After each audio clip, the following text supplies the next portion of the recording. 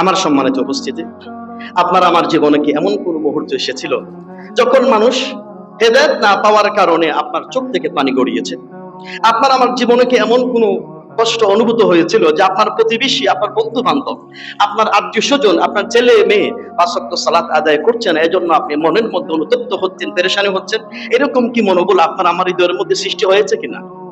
আমাদের মধ্যে এমন কোন মনোবল সৃষ্টি হয়েছে কিনা, আমার প্রতিবেশী অথবা রাস্তাঘাটে অথবা মার্কেটে, কলেজ, ইউনিভার্সিটিতে বেপরদা নারীদের দেখার পরে আপনার হৃদয়ের মধ্যে অনুশোচনা এসেছে কিনা? ওই সমস্ত আল্লাহর বান্দিরা বেপরদা হয়ে আল্লাহর বান্দাদেরকে বিনষ্ট করছে, তারাও জাহান্নামের প্রতি পরিচালিত হচ্ছে, এরকম মনোবল আপনার হৃদয়ের মধ্যে সৃষ্টি হয়েছে কিনা?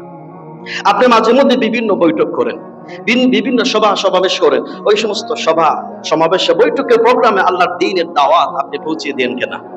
আল্লাহর দ্বীনের কথা আপনি বলেন কিনা? কোরআন হাদিসের কোন বই বিতরণ আপনি করেন কিনা? নবী মুহাম্মদ সাল্লাল্লাহু আলাইহি ওয়াসাল্লামের সুন্নাহ সম্পর্কে আপনি কোন দাওয়াতের কাজ করেন কিনা? আমার সম্মানিত জাগ্রত তরুণ ভাইরা, নবী মুহাম্মদ সাল্লাল্লাহু আলাইহি ওয়াসাল্লাম আল্লাহর দ্বীনের প্রচার প্রসারের জন্য যেইভাবে মানুষের ঘরে ঘরে, দরজায় দরজায় নক করেছিলেন, আপনি আমি এই সমস্ত আল্লাহর দ্বীনকে প্রচারের জন্য মানুষের দরজায় আমরা যেতে পারি কিনা?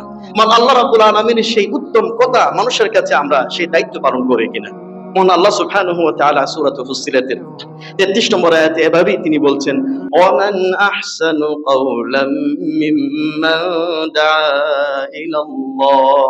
ওই ব্যক্তির চেয়ে উত্তম কথা আর কার কথা হতে পারে, যে ব্যক্তি নাকি মহান আল্লাহর দিকে আহ্বান করে?